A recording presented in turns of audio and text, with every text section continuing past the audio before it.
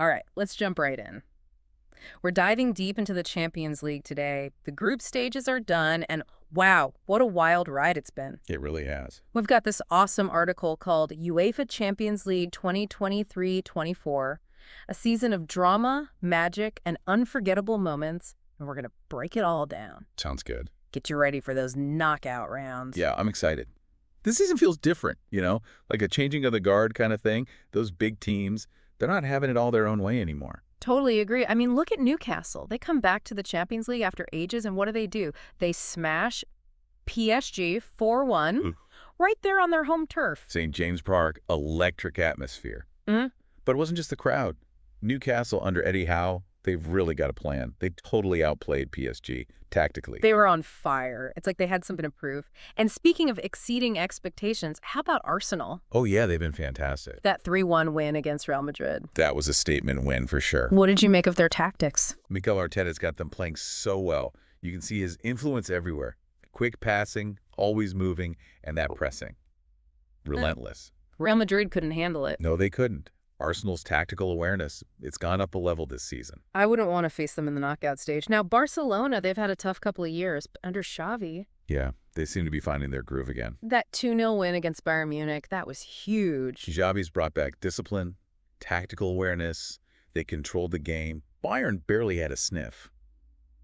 And Lewandowski, what a signing he's been. He's leading by example. It's great to see them back in form. And then there's RB Leipzig. Pure attacking energy. So exciting to watch. That 3-1 win over Manchester City, wow. Their style is high risk, high reward. But when it works... It's beautiful football. And Nkunku and Olmo, always looking to make runs in behind, causing chaos. City's defense couldn't cope with their speed and directness. Definitely need to keep an eye on. For sure. Okay, let's talk about some of the individual matches that had us all glued to our screens. PSG versus Bayern Munich. That was a tense one. Oh, yeah, a real chess match. Back and forth. 2-1 to PSG in the end, but that messy assist for Neymar's goal. Pure magic. I've watched that replay a few times. So good. Okay, now for a comeback story. Liverpool, 4-3 against Atletico Madrid. Now that was a game. What a roller coaster. 2-0 down early on, but Liverpool, they never give up. Incredible mentality. Salah was brilliant, his movement, his finishing, but it was the whole team. That spirit never say die attitude, that's what won it for them. Classic Liverpool. And of course, we have to talk about Manchester City's dominance against Real Madrid. 4-2, they just blew them away. City's pressing, their movement, Real Madrid just couldn't handle it. Haaland was in top form, but for me, it was De Bruyne. Pulling the strings. Exactly. His passing range, his vision, he controlled that game. A masterclass. Amazing performance. Okay, let's shift gears and talk about the players who are setting this Champions League alight.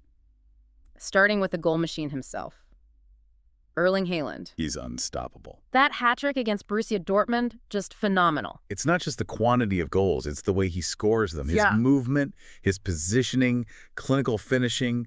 He's a nightmare for defenders. He makes it look so easy. Yeah. And at the other end of the age spectrum, Lionel Messi, showing everyone that age is just a number. What a player. Still delivering the goods at PSG. His passing, his creativity, his understanding of the game, unmatched. He might not be scoring as many as Haaland, but his influence is huge. A true legend. Now, how about another rising star? Vinicius Jr. That speed, that skill, electrifying. He's become so important for Real Madrid. He's a real threat. Beats defenders one-on-one, makes good decisions in the final third. He is a key part of their attack now. Definitely one to watch. And last but certainly not least, Robert Lewandowski. It feels like he's breathed new life into Barcelona's attack. Yes. It's an amazing signing for them. His movement in the box is incredible. Always in the right place at the right time. And his experience, his leadership, it's helping the younger players. So much quality in this tournament. It's been a season full of surprises, amazing goals, and tactical battles. But now we got to look ahead. To the knockout stages. Your knockout stages. It's going to be even more intense. Absolutely. And the potential matchups, wow. First up, we could have Real Madrid versus Arsenal. Ooh, that's a clash of styles. Real Madrid, all that experience, and Arsenal, so much young talent. Arteta versus Ancelotti, tactically, that'll be fascinating. Yeah, Real Madrid, they'll probably try to slow things down, frustrate those young Arsenal players. But Arsenal, they'll want to press high, disrupt Real's buildup. It's going to be an epic battle. Okay, next up, we could have a real heavyweight clash. Manchester City versus Barcelona. Oh, man. Goals galore, Potentially, right. two attacking powerhouses, City with their pressing, Pep's tactical flexibility, Barcelona, possession-based under Xavi, Lewandowski up front. A clash of styles. Yeah, two different philosophies. I can't wait to see that one. Me neither. Now, how about Bayern Munich versus PSG? Oh, A wow. rematch of that final from a couple of seasons ago. So much history there. Bayern, the German giants, always so strong. PSG, their star-studded team, they'll be looking for revenge. It's going to be electric. Nagelsmann's tactics against, well, whoever's coaching PSG by then, that'll be interesting. Yeah, for sure. And finally, Liverpool versus Juventus. Two European giants. Yeah, two teams with so much pedigree in this competition. Liverpool, that high-intensity, all-out attack. Juventus, more pragmatic, solid defensively. Can Liverpool break them down? That's the question. It's going to be a classic. So many amazing potential matchups. But let's zoom out for a second. What's the bigger story of this Champions League season, do you think? Well, one thing that's really noticeable is the rise of these teams outside the traditional powerhouses. Yeah, I see that too. Leipzig, Ajax, Benfica, they're all showing they can compete with the best. It makes it more unpredictable. Exactly, and more exciting. Totally agree. It feels like football's changing. The old guard, they're being challenged. And what about the tactics? Anything interesting happening there? Yeah, definitely. Teams are being more flexible, changing formations, adapting to their opponents.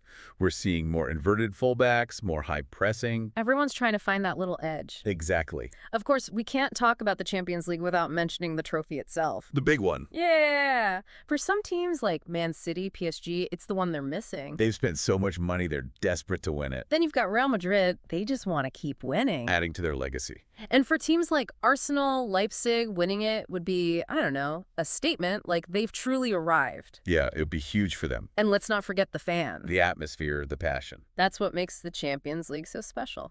Okay, before we wrap up, I want to talk about something we haven't touched on yet. The unsung heroes. The players who don't always get the headlines. Yeah, but they're so crucial. The midfielders who run all day, the defenders who make those key tackles, the goalkeepers who pull off impossible saves. They're the foundation. Exactly.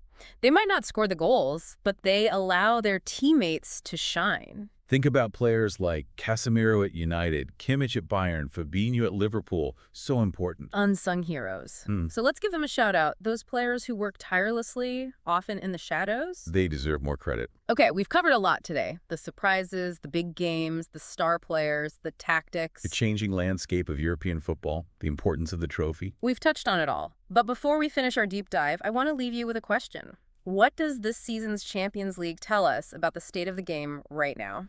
Are we seeing a real power shift? Mm. Are the big names losing their grip? And these tactical changes, are they here to stay? It really does feel like we're at a turning point. And who knows what's next? That's what's so exciting about this season. Yeah, it's unpredictable. And that's the beauty of the Champions League, right? Yeah. Always surprises, always challenges. You never know what's going to happen. Keeps you guessing. Keeps you on the edge of your seat. So much can change before the final. Teams can rise, they can fall. Players can have these breakout moments. Unexpected heroes can emerge. Anything can happen. You can't predict who'll lift the trophy. But the journey there, that's going to be unforgettable. We've only just scratched the surface with this deep dive. There are so many stories, so many tactical details to unpack, and so much drama still to come. It's an amazing time to be a football fan. And the Champions League. It's right at the heart of it all. Absolutely. So as we head into the knockout stages, let's enjoy every moment. That skill, that passion, and see who comes out on top in this battle for European glory. Until next time, may the best team win. See you then.